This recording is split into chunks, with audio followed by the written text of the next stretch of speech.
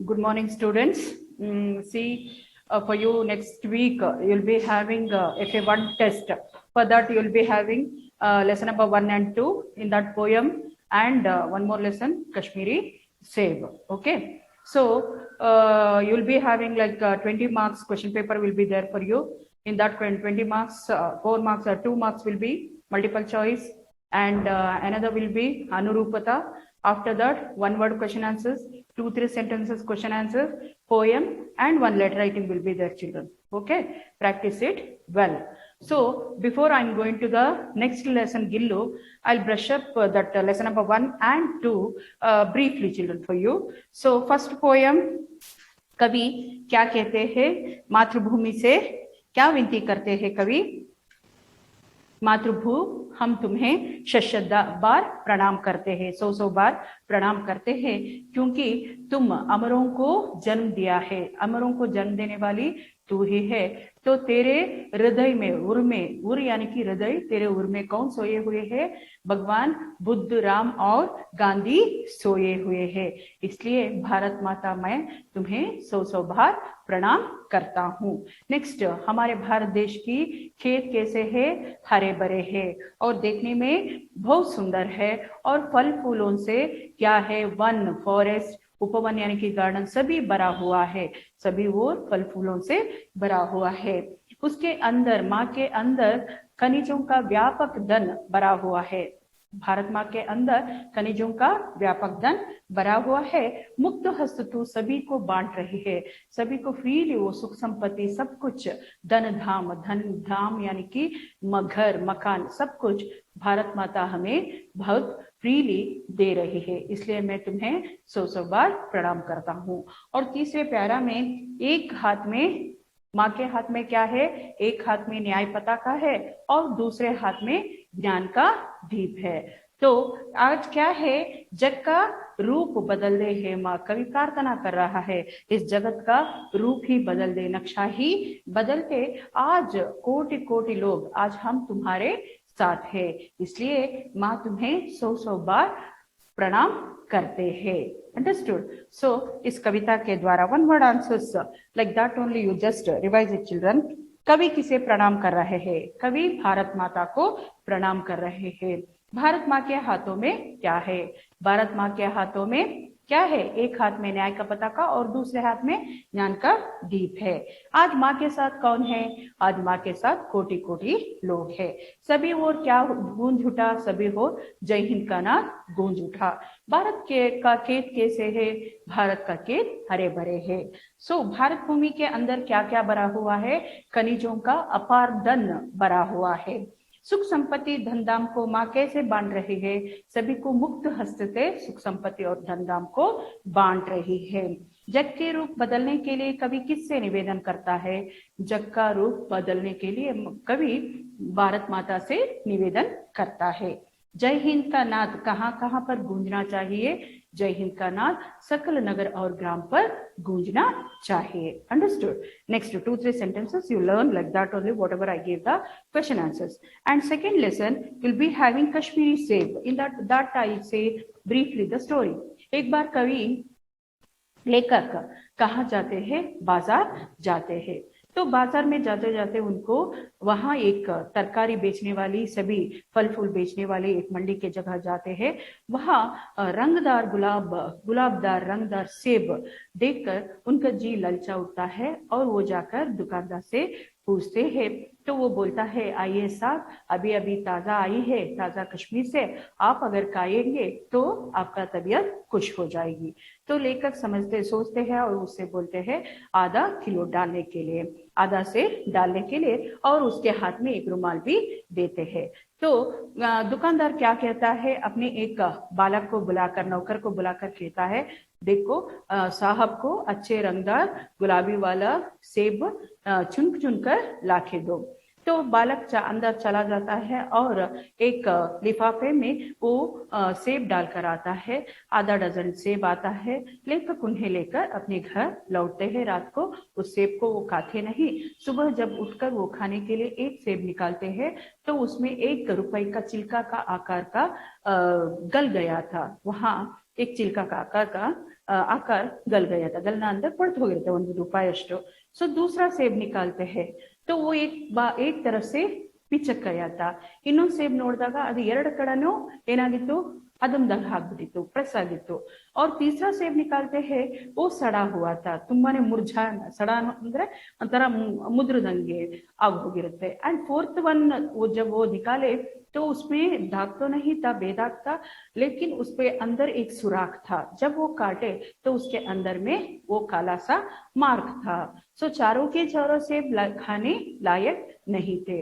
तब लेखक को समझ में आता है कि धोखेबाजी उनको हो गया है. जब वो मार्केट में गए तो धोखेबाजी हो गई है.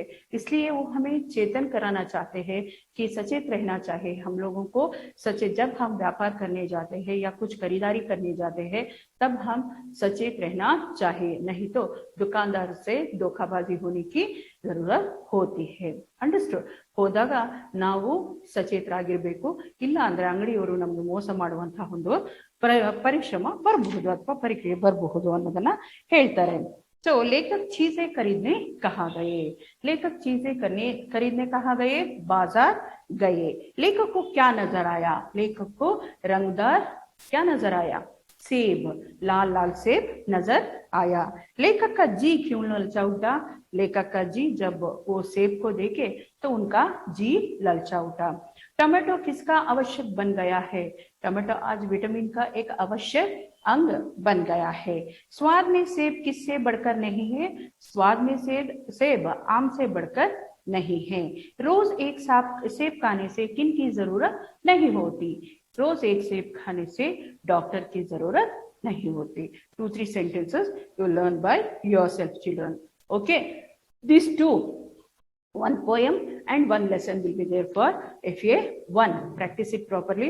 Whatever the question answers, it is very easy. Question answers is given, you learn it. You'll be having letter writing. Practice it properly. How to write it, personal and the official letter, both also you practice it. Any one it will come, children. And poem will be there. You practice it properly. First para poem you learn it properly. Okay. Other than that, you don't have any this one, I think. Now I'll go for the next lesson. Gillu. I'll go for the next lesson, lesson number 3, Gillu. So listen it carefully, children. Okay. अचानक एक दिन सवेरे कमरे से बरामदे में आकर मैंने देखा 2 कौवे एक गमले के चारों ओर चोंचों से छुआ छुआइला जैसा खेल रहे थे. अचानक ಒಂದಿನ ಇದ್ದಕ್ಕಿದ್ದ ಹಾಗೆ सवेरे कमरे से बरामदा, बरामदा यानी कि व्हाट चिल्ड्रन? बरामदा यानी कि हॉल, बरामदा यानी कि हॉल, घर का हॉल. सो बरामदे में आकर मैंने देखा. कमरा यानी कि, कमरा मीन्स व्हाट चिल्ड्रन? कमरा यानी कि रूम. कमरा मीन्स रूम. कमरा यानी कि रूम. सो लेखिका जब अपने कमरे से बरामदे में आती है तो वो 2 कौवे को देखती है. कौवा यानी कि व्हाट चिल्ड्रन? कौवा. कौवा यानी कि क्रो. कौवा यानी कि क्रो. काಗೆಯನ್ನ ನೋಡ್ತಾರೆ, 2 ಕಾಗೆಯನ್ನ ನೋಡ್ತಾರೆ.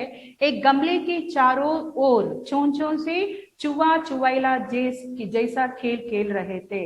गमले के चारों ओर, गमला, गमला यानी कि व्हाट चिल्ड्रन? गमला यानी कि पॉट. गमला यानी कि पॉट. सो आ पॉटिನ ಸುತ್ತ, ಚಾರೋವರ್ यानी कि ಸುತ್ತಲೂ, ಚುವಾ ಚುವಾಯಿಲಾ यानी कि हाइड एंड सीक, ಕಣ್ಣ ಮುಚ್ಚಾಲೆ ಆಟದ ತರ ಆಟವನ್ನ ಆಡ್ತಾ ಇರುತ್ತೆ. यह काकभुशुंडी भी विचित्र पक्षी है. काकभुशुंडी यानी कि क्रो ओनली. ये काकभुशुंडी भी विचित्र पक्षी है. ಈ ಕಾಗೆಗಳು ಸಹ ವಿಚಿತ್ರ ಪಕ್ಷಿ ಅಂತ ನಾವು ಹೇಳಬಹುದು. एक साथ समाधारित, ಒಂದೇ ತರಹ, समाधारित, समाधारित यानी कि रेस्पेक्टेड.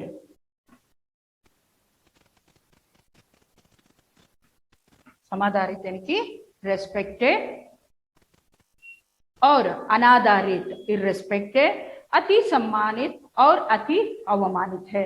ಸೊ ಒಂದೊಂದ್ಸಲಿ ಅದನ್ನ ತುಂಬಾ ಮರ್ಯಾದೆ ಕೊಡ್ತಾರೆ, ಒಂದೊಂದ್ಸಲಿ ಅದನ್ನ ಮರ್ಯಾದೆನೇ ಕೊಡೋದಿಲ್ಲ, ಒಂದೊಂದ್ಸಲಿ ಅತಿಯಾಗಿ ಸಮ್ಮಾನವನ್ನ ಮಾಡ್ತಾರೆ, ಇನ್ನೊಂದ್ಸಲಿ ಅದಕ್ಕೆ ಅತಿಯಾಗಿ ತಿರಸ್ಕಾರವನ್ನ ಮಾಡ್ತಾರೆ. ಸೊ हमारे बेचारे पुरखे ने ना गरुड़ के रूप में आ सकते हैं, ना मयूर के, ना ही हंस के। हमारे पुरखे, पुरखे आंटी ಆನ್ಸಿಸ್ಟರ್ಸ್, ನಮ್ಮ ಪೂರ್ವಜರು ಇಲ್ಲ ಗರುಡದ ರೂಪದಲ್ಲಿ ಬರ್ತಾ ಇರಲಿಲ್ಲ, ಇಲ್ಲ ಮಯೂರ್, ಮಯೂರ್ यानी कि व्हाट चिल्ड्रन, मयूर, मयूर यानी कि पिकॉक, मयूर यानी कि पिकॉक, और ना ही हंस, हंस यानी कि स्वान के रूप में आ सकते थे।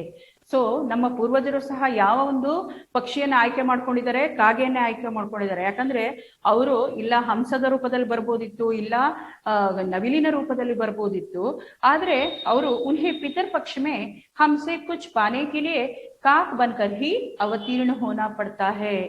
सो पितृपक्ष महालय अमावस्या आता है, जब हम हमारे पूर्वजों को क्या बनाते हैं, पूजा करते हैं, और जो कुछ भी पहला बनाते हैं उससे पहले जाकर हम कौओं को देते हैं। सो ನಮ್ಮ ಪಿತೃಗಳು, ನಮ್ಮ ಪೂರ್ವಜರು ಆ ಒಂದು ದಿನ ಬರಬೇಕು, ಪಿತೃಪಕ್ಷದ ಪೂಜೆ ದಿನ ಬರಬೇಕು ಅಂದ್ರೆ ಅವ್ರು ಯಾವ್ದ್ರಿಂದ ಜನ್ಮವನ್ನ ಪಡೆದಿದ್ದಾರೆ, ಅವತೀರ್ಣ, ಅವತೀರ್ಣ ಹೋನ यानी कि जन्म लेना, अवतीर्ण, अवतीर्ण यानी कि जन्म लेना, अवतीर्ण यानी कि जन्म लेना। सो अवतीर्ण होना पड़ता है। इतना ही नहीं, हमारे दूरस्थ प्रियजनों को भी अपने आने का मधुर संदेश इनके कर्कश स्वर में ही देना पड़ता है। इतना ही नहीं, क्या होता है, अगर हमारे घर के सामने कौवा आकर वो कां कां करने लगता है तो लोग बोलते हैं आज आपके घर में कोई अतिथि आए होंगे ಅಥವಾ ಬರ್ತಾರೆ। ಏನಾರು ಕಾಗೆ ಬಂದು ಮನೆ ಮುಂದೆ ಕಾಕ ಅಂತ ಇದ್ರೆ ಹೇಳ್ತಾರೆ ನಿಮ್ಗೆ ಇವತ್ತು ನಿಮ್ಮ ಮನೆಗೆ ಯಾರೋ ನೆಂಟರು ಬರ್ಬೋದು ಅನ್ನೋದನ್ನ ಹೇಳ್ತಾರೆ। ಸೊ ಆ ಬಂಧುಗಳು ಬರುವಂತಹ ಒಂದು ಪ್ರಿಯಜನರ ಸಂದೇಶವನ್ನು ಈ ಕಾಗೆ ತನ್ನ ಕರ್ಕಶವಾದ ಸ್ವರದಲ್ಲಿ ಬಂದು ನಮ್ಮ ಮುಂದೆ ಹೇಳ್ದಾಗುತ್ತೆ। इतना ही नहीं, मधुर संदेश स्वर पड़ता है। दूसरी ओर हम कौवा और काव काव करने का अवमानन के अर्थ में ही प्रयुक्त करते हैं।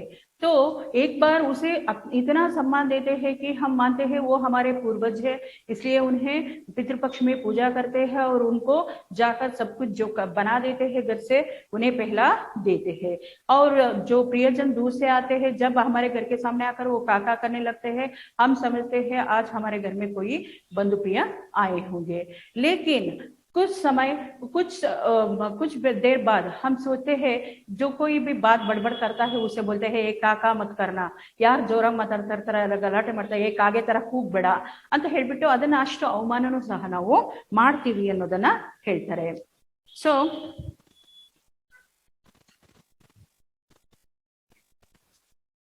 मेरे काक पुराण के विवेचन में अचानक बाधा आ पड़ी।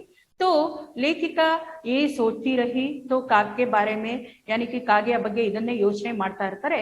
अचानक उसके आलोचन में कुछ बाधा आ पड़ी। आ बाधा आना यानी कि अड्डगालो, ಏನೋ ಅಡ್ಡ ಆದ ಹಾಗೆ ಆಗುತ್ತೆ। सो क्योंकि गमले के दीवार की संधि में छिपे एक छोटे से जीव पर मेरी दृष्टि रुक गई। तो वो देखती रही कि आ ಒಂದು ಗಮಲ यानी कि ಪಾಟಿನ ಪಕ್ಕದಲ್ಲಿ ಒಂದು ಸಂಧಿಯ ಜಾಗದಲ್ಲಿ ಒಂದು ಚಿಕ್ಕದಾದಂತಹ ಯಾವುದೋ ಒಂದು ಜೀವ ಪ್ರಾಣಿ ಬಿದ್ದ ಹಾಗೆ ಅವರಿಗೆ ಕಾಣುತ್ತೆ। निकट जाकर देखा गिलहरी का एक छोटा सा बच्चा है। निकट जाना यानी कि व्हाट चिल्ड्रन, निकट यानी कि पास, निकट यानी कि पास। ಸೊ ಅದರ ಹತ್ರ ಹೋಗಿ ನೋಡ್ತಾರೆ, ಅದು ಒಂದು ಗಿಲಹರಿಯ ಬಚ್ಚಾತ। ಗಿಲಹರಿ यानी कि ಅಳಿಲು, ಸ್ಕ್ವಿರಿಲಿನ ಒಂದು ಮರಿಯಾಗಿರುತ್ತೆ, ಬಚ್ಚ यानी कि ಮರಿಲಾಗಿರುತ್ತೆ। जो स्वभावतः घोंसले से गिर पड़ा है। स्वभावतः घोंसला यानी कि नेस्ट। ಸೊ ಅದು ಇದಕ್ಕಿದ್ದ ಹಾಗೆ ಸ್ವಾಭಾವಿಕವಾಗಿ ತನ್ನ ಒಂದು ನೆಸ್ಟಿನಿಂದ, ಗೂಡಿನಿಂದ ಕೆಳಗಡೆ ಬಿದ್ದಿರುತ್ತೆ, नीचे गिर पड़ा था। और अब कौवे जिसमें सुलभ आहार खोज रहे थे, इसलिए कौवे क्या कर रहे थे, उसके चारों ओर घूम रहे थे। ಅದರಿಂದ ಅದನ್ನ ಆಹಾರ ಮಾಡ್ಕೊಳ್ಳೋದಕ್ಕೆ ಅಂತ ಕಾಗೆಗಳು ಅದರ ಸುತ್ತನೂ ತಿರುಗ್ತಾ ಇರುತ್ತೆ। काका द्वय की चोंचों के 2 घाव उस लघु प्राण के लिए बहुत थे। अगर काका द्वय यानी कि ಕಾಗೆಗಳು 2 ಸಲ ಅದನ್ನು ಚುಚ್ಚಿದ್ರೆ ಆ ಚಿಕ್ಕ ಲಘು ಪ್ರಾಣಿ यानी कि ಸ್ಮಾಲ್ ಜೀವಿಗೆ ಅದ್ರ ಪ್ರಾಣನೇ ಹೊರಟೋಗುತ್ತೆ, ಬಹಳ ದೊಡ್ಡದಿತ್ತು। अतः वह निश्चेष्ट सा गमले से चिपका पड़ा था। ಅದರಿಂದ ಅದು ನಿಶ್ಚೇಷ್ಟ, ಅನ್ಕಾನ್ಶಿಯಸ್ ಆಗಿ ಆ ಒಂದು ಪಾಟಿನ ಪಕ್ಕದಲ್ಲಿ ಬಿದ್ದಿರುತ್ತೆ। ಸೊ ಅನ್ಕಾನ್ಶಿಯಸ್ ಆಗಿ ಬಿದ್ದಿರುತ್ತೆ। सबने कहा कौवे की चोंच का घाव लगने के बाद यह बच नहीं सकता, अतः इसे ऐसे ही रहने दिया जाए। तो तो सब लोग बोलते हैं घर में, नहीं नहीं अब इसे उठाना मत, क्योंकि अगर एक बार कौवा उसे छुए तो वो मर जाएगा, उसे उठाना मत, ऐसे बोलते हैं। सो ಹಂಗೆ ಬಿಟ್ಬಿಡು ಅನ್ನೋದನ್ನ ಹೇಳ್ತಾರೆ. ಒಂದ್ಸಲಿ ಕಾಗೆ ಕುಕ್ಕಿತು ಅಂದ್ರೆ ಅದು ಮತ್ತೆ ಉಳಿಯೋದಿಲ್ಲ, ಅದನ್ನ ಹಾಗೆ ಬಿಡು ಅಂತ ಮನೆಯಲ್ಲೆಲ್ಲ ಹೇಳ್ತಾರೆ. परंतु मन नहीं माना, उसे हौले से उठाकर अपने कमरे में लाई, लेकिन लेखिका मन इसके लिए ही नहीं मानता और उसे स्लोली, हौला यानी कि स्लोली उसे उठाकर अपने कमरे में लाती है. ಅದನ್ನ ನಿಧಾನವಾಗಿ ಎತ್ಕೊಂಡು ತನ್ನ ಒಂದು ಕೊಠಡಿಗೆ ಬರ್ತಾರೆ. फिर रुई से रक्त पोंछकर गावों पर पेंसिलिन का मरहम लगाया. रुई, रुई यानी कि कॉटन, रक्त यानी कि ಬ್ಲಡ್. ಸೊ ಆ ಒಂದು ಹತ್ತಿಯಿಂದ ಆ ಒಂದು ರಕ್ತವನ್ನೆಲ್ಲ ಒರೆಸಿ ಅದಕ್ಕೆ ಏನ್ ಮಾಡ್ತಾರೆ, ಪೆನ್ಸಿಲಿನ್ ಕ್ಯಾ ಮರ್ಹಮ್, ಮರ್ಹಮ್ ಏನಕ್ಕೆ ಔಷಧಿ, ಔಷಧಿಯನ್ನ ಮೆಡಿಸನ್ ಅನ್ನ ಹಾಕ್ತಾರೆ. ಕೈ ಗಂಟೆ के उपचार के उपरांत उसके मुंह में एक बूंदी पानी टपकाया जा सका. ಬಹಳ ಹೊತ್ತಿನ ನಂತರ ಅದರ ಒಂದು ಬಾಯಿಗೆ ಒಂದೆರಡು ಹನಿಯ ನೀರನ್ನು ಹಾಕೋದಕ್ಕೆ ಆಯ್ತು. तीसरे दिन वह इतना अच्छा और आश्वस्त हो गया कि मेरी उंगली अपने दो नन्हे पंजों से पकड़कर नीले कांच के मोतियों जैसी आंखों से इधर उधर देखने लगा. 2 दिन वैसा रहा, लेकिन तीसरा दिन वो बहुत अच्छे से ठीक हो गया और वो अपनी नन्ही से पंजों से ತನ್ನ ಕೈಯಿನ ಮುಷ್ಟಿಯಿಂದ ಲೇಖಕರ ಕೈಗಳನ್ನ ಹಿಡಿದು ಆಟ ಆಡೋದಕ್ಕೆ ಅದು ಶುರು ಮಾಡಿತು. 3-4 मास के बाद मास में उसके स्निग्ध रोए, जब्बेदार पूंछ और चंचल चमकीली आंखें सबको विस्मित करने लगी. ಸೊ ಒಂದ್ 2-3 ತಿಂಗಳಲ್ಲಿ ಉಸ್ನೆ ಸ್ನಿಗ್ಧ ರೋಯೆ, ಸ್ನಿಗ್ಧ ಅಂದ್ರೆ ಒಂಥರ ನೈಸ್ ಆಗಿರುವಂತಹ ಒಂದು ಕೂದಲು, ರೋಮಗಳು, ಮತ್ತೆ ಜಬ್ಬೇದಾರ್ ಪೂಂಚ್, ಅದರ ಒಂದು ನೀವು ಅಳಿಲಿನ ಸ್ಕ್ವಿರಿಲಿನ ಒಂದು ಬಾಲ ನೋಡಿದ್ರೆ ತುಂಬಾ ಹೆಫ್ಟಿ ಆಗಿರುತ್ತೆ ಅಥವಾ ಜೋರಾಗಿರುತ್ತೆ, ತುಂಬಾ ಕೂದಲು ಇರುತ್ತೆ, ಅದ್ರಲ್ಲಿ ರೋಮ ಇರುತ್ತೆ. ಜಬ್ಬೇದಾರ್ पूंछ, पूंछ यानी कि ಬಾಲ, ಟೈಲ್, और चंचल चमकीली आंखें, और उसके आंखें ನೋಡೋದಕ್ಕೆ ಬಹಳ ಇದಾಗಿರುತ್ತೆ, ಶಾರ್ಪ್ ಆಗಿರುತ್ತೆ. सबको विस्मित करने लगे. विस्मित करना यानी कि मोहित करना, ಎಲ್ಲರಿಗೂ ಅದನ್ನ ನೋಡಿದ ತಕ್ಷಣ ಆಸೆ ಆಗೋದಕ್ಕೆ ಶುರು ಆಯ್ತು. हम उसे गिल्लू कहकर बुलाने लगे. सो उसे लोग क्या कहकर बुलाने लगे, गिल्लू कहकर बुलाने लगे. ಅದಕ್ಕೊಂದು ಹೆಸರಿಟ್ರು, ಗಿಲಹರಿ का बच्चा, उसे गिल्लू कहकर बुलाने लगे. मैंने फूल रखने की एक हल्की डलिया में रुई बिछाकर उसे तार से खिड़की पर लटका दिया. लेखिका क्या करती है, तो फूल रखने की एक हल्की डलिया, ಒಂದು ಲೈಟ್ ವೇಟ್ ಇಂದ ಒಂದು ಟೋಕ್ರಿ, ಒಂದು ಬುಟ್ಟಿನಲ್ಲಿ ಅದ್ರ ಕೆಳಗಡೆ ಏನ್ ಮಾಡ್ತಾರೆ, ರೂಯಿ, ರೂಯಿ ಅನ್ನಕ್ಕೆ ಕಾಟನ್, ಹತ್ತಿಯನ್ನ ಹಾಕಿ ಬಿಚಾಕರ್ ಉಸೆ ತಾರ್, ತಾರ್ ಅಂದ್ರೆ ವೈರ್ ಅನ್ನ ತಗೊಂಡು ಉಸೆ ಕಿಟಕಿ ಪರ್ ಲಟ್ಕಾ ದಿಯಾ, ಒಂದು ಕಿಟಕಿಗೆ ಹ್ಯಾಂಗ್ ಮಾಡ್ತಾರೆ. ಒಂದು ಬಾಕ್ಸ್ ಅನ್ನ, ಒಂದು ಬುಟ್ಟಿಯನ್ನ ತಗೊಳ್ತಾರೆ, ಅದಕ್ಕೆ ಹತ್ತಿಯನ್ನ ಹಾಕ್ತಾರೆ, ಒಂದು ತತ್ತಿಯನ್ನ ತಗೊಂಡು ಆ ಕಿಟಕಿಯಲ್ಲಿ ಅದನ್ನ ಹ್ಯಾಂಗ್ ಮಾಡ್ತಾರೆ.